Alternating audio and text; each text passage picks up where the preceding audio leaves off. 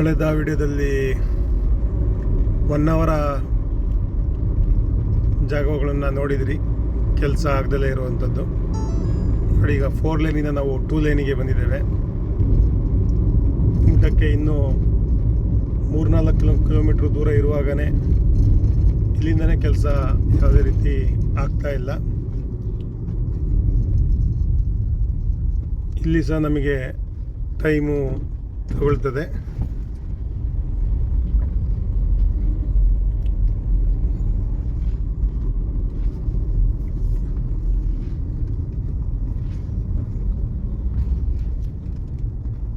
ನಾವು ಇಲ್ಲೂ ಕೂಡ ಗಮನಿಸ್ಬೋದು, ಎರಡು ಬದಿಯಲ್ಲಿ ಈ ಎಲೆಕ್ಟ್ರಿಕ್ ಪೋಲ್ಸ್ಗಳನ್ನು ಹಾಕಿರುವಂಥದ್ದನ್ನು. ಆ ಜಾಗ ಅಷ್ಟದವರೆಗೂ ಕೂಡ ಈಗ ರೀಸೆಂಟಾಗಿ ಲ್ಯಾಂಡ್ ಅಕ್ವಿಸಿಷನ್ ಕಂಪ್ಲೀಷನ್ ಬಂದಿದೆ. ಅದೇ ನೀವು 1 ಅವರ ನಗರ ಭಾಗದಲ್ಲಿ ನೋಡ್ಬೋದಾಗಿತ್ತು. ಅಲ್ಲಿ ಯಾವುದೇ ರೀತಿಯ ಲ್ಯಾಂಡ್ ಅಕ್ವಿಸಿಷನ್ ಕಂಪ್ಲೀಷನ್ ಇನ್ನೂ ಕ್ಲಿಯರೆನ್ಸ್ ಕೊಟ್ಟಿಲ್ಲ. ಆ ಕಾರಣಕ್ಕೆ ಅದು ಇನ್ನೂ ಅಲ್ಲಿ ಪೆಂಡಿಂಗ್ ಉಳಿದಿದೆ.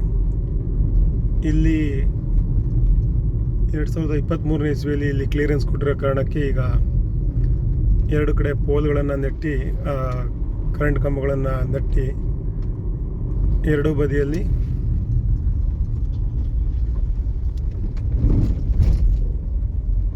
ಹಾಕಿದ್ದಾರೆ. ನಾವೀಗ ಸಿಂಗಲ್ ಲೈನ್ ರೋಡಲ್ಲೇ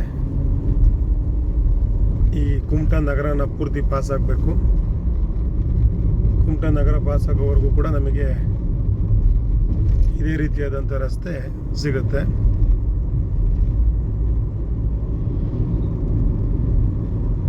ನಾನು ನಿಮಗೆ ಮೊದಲನೇ ವಿಡಿಯೋದಲ್ಲಿ ಹೇಳ್ದಾಗೇನೆ 3 ಕಡೆ ಮೇಜರ್ ಆಗಿ 3 ಕಡೆ ಅಂತಂದರೆ ಬಡ್ಕಳ ನಗರ ಒಂದು 50% ಆದರೂ ಕೆಲಸ ಆಗಿದೆ. ಆದರೆ 1 ಅವರ ನಗರ ಯಾವುದೇ ರೀತಿ ಕೆಲಸ ಆಗಿಲ್ಲ.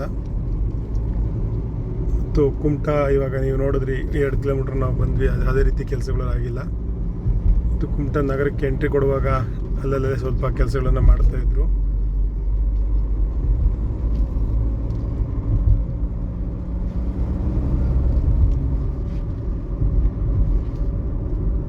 ಯಾವುದೇ NH ಕೆಲಸಗಳನ್ನು, ನ್ಯಾಷನಲ್ ಹೈವೇ ಅಥಾರಿಟಿ ಕೆಲಸಗಳನ್ನು ಯಾವ್ದಾದ್ರು ಕಾಂಟ್ರಾಕ್ಟ್ಸ್ಗಳಿಗೆ ಕೊಡುವಾಗ 90% ಲ್ಯಾಂಡ್ ಅಕ್ವಿಸಿಷನನ್ನು ಮಾಡಿಕೊಟ್ರೆ ಅವರು ಹೇಳಿರುವಂಥ ಟೈಮಿಗೆ ಸರಿಯಾಗಿ ಅವರ ಕೆಲಸಗಳನ್ನು ಮುಗಿಸುವುದರಲ್ಲಿ ಅವರಿಗೆ ಯಾವುದೇ ರೀತಿಯ ತೊಂದರೆಗಳಾಗೋದಿಲ್ಲ.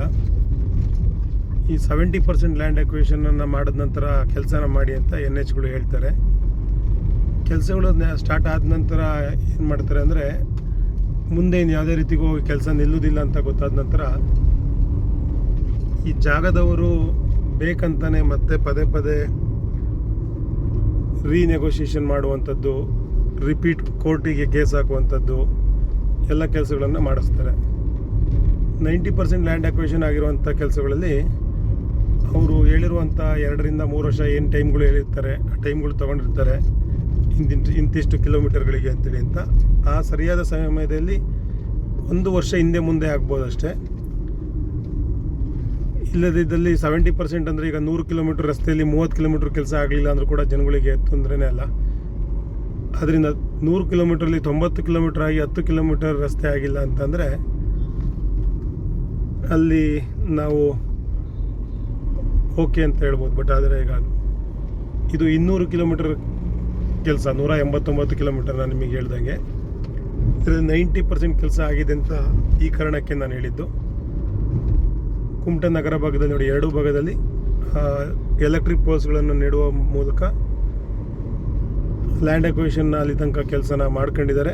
ಬಟ್ ಇಲ್ಲಿಗೆ ಎರಡೂ ಬದಿಯಲ್ಲಿ ಡ್ರೈನೇಜ್ಗಳನ್ನು ಮಾಡಿ ಆ ರಸ್ತೆಗಳನ್ನು ಹಾಕುವುದು ಇನ್ನೂ ತುಂಬ ಸಮಯ ತಗೊಳ್ತದೆ. ಮತ್ತು ಈ ನಗರ ಭಾಗದಲ್ಲಿ ಇನ್ನೊಂದೇನೆಂದರೆ, ನೀವು ಮೇಲ್ಗಡೆ ನೋಡ್ತಿರ್ಬೋದು, ಅದು ರೈಲ್ವೆ ಮೇಲ್ಸೇತುವೆ. ಅದು ಇಲ್ಲಿಯ ಕಾಮಗಾರಿ ಕೂಡ ಹಾಗೆ ಉಳಿತದೆ. ಇದು ನಮ್ಮ ಕೊಂಕಣ ರೈಲ್ವೆ ಪಾಸಾಗುವಂತಹ ರೈಲ್ವೆ ಮೇಲ್ಸೇತುವೆ ಅದು.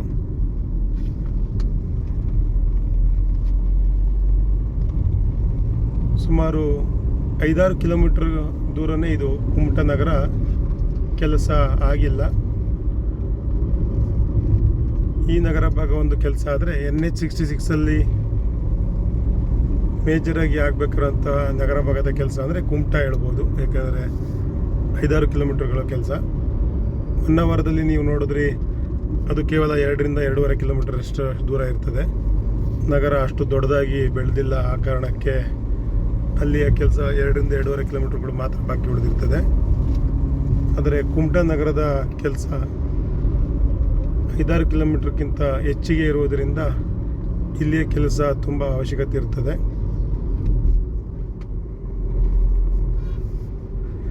ಇಲ್ಲಿಂದ ನಮಗೆ ಮುಂದಿನ ನಗರ ಅಂತ ಹೇಳಿದ್ರೆ ಅಂಕೋಲಾ. ಬಟ್ ನಾವು ಅಂಕೋಲಾ ನಗರಕ್ಕೆ ಹೋಗೋದಿಲ್ಲ, ಯಾಕೆಂದರೆ ಅಲ್ಲಿ ಬೈಪಾಸಿನ ಕೆಲಸ ಆಗಿರುವ ಕಾರಣ ಕೇವಲ ಇನ್ನು 30 ಕಿಲೋಮೀಟರಷ್ಟು 30-32 ಕಿಲೋಮೀಟರಷ್ಟು ನಾವು ಹೋದರೆ ಅಂಕೋಲಾ ಸಿಗ್ತದೆ.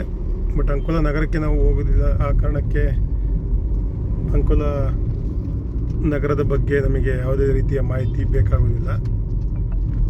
ಈ ಹೊನ್ನಾವರ ಮತ್ತು ಕುಮಟಾ ನಗರ ಭಾಗದಲ್ಲೇ ಈ ರೈಲ್ವೆ ರಸ್ತೆಯನ್ನು ಹೋಗಬೇಕಾಗಿ ಬಂದಿದೆ.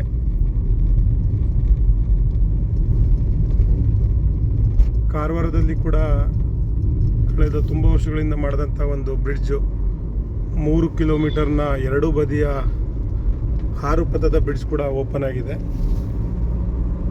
ಅದು ಮುಂದಿನ ವಿಡಿಯೋದಲ್ಲಿ ನಿಮಗೆ ತೋರಿಸ್ತೇನೆ. ಯಾಕಂದರೆ ಅಲ್ಲಿ ಟನಲ್ಗಳ ಬಗ್ಗೆ ಮತ್ತು ಬ್ರಿಡ್ಜ್ಗಳ ಬಗ್ಗೆ ಮಾಹಿತಿ ಕೊಡ್ತೀನಿ ಅಂತೇಳಿ. ಅದು ನಮಗೆ ಎಂಡ್ ಆಫ್ ಅವರ್ NH-66 ಕರ್ನಾಟಕದ ಬಾರ್ಡ್ರಿಗೆ ನಾವು ಬರ್ತೇವೆ ಆಗ. ಸೊ ಆ ವಿಡಿಯೋದಲ್ಲಿ ನಿಮಗೆ ಅಲ್ಲಿಯ ಮಾಹಿತಿ ತೋರಿಸ್ತೇನೆ. ಇಷ್ಟು ಕೆಲಸಗಳು ಬಾಕಿ ಉಳಿದಿದೆ. NH-66ರಲ್ಲಿ ಕುಂದಾಪುರ ಟು ಕಾರವಾರ ಗೋವಾ ಬಾರ್ಡರ್, ಕರ್ನಾಟಕದ ಗೋವಾ ಬಾರ್ಡರ್ನ ಕಾರವಾರದ ಇದರಲ್ಲಿ ಇಷ್ಟು ಜಾಗದ ಕೆಲಸ ಬಾಕಿ ಉಳಿದಿದೆ. ನೋಡಿ, ಇಲ್ಲಿಂದ ಮುಂದಕ್ಕೆ ನಮಗೆ 4 ಪಥದ ರಸ್ತೆ ಮತ್ತೆ ಮುಂದುವರಿತದೆ.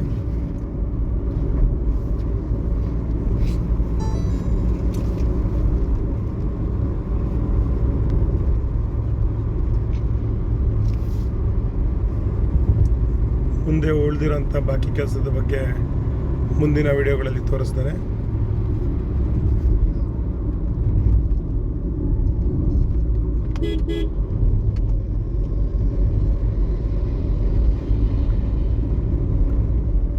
Thank you.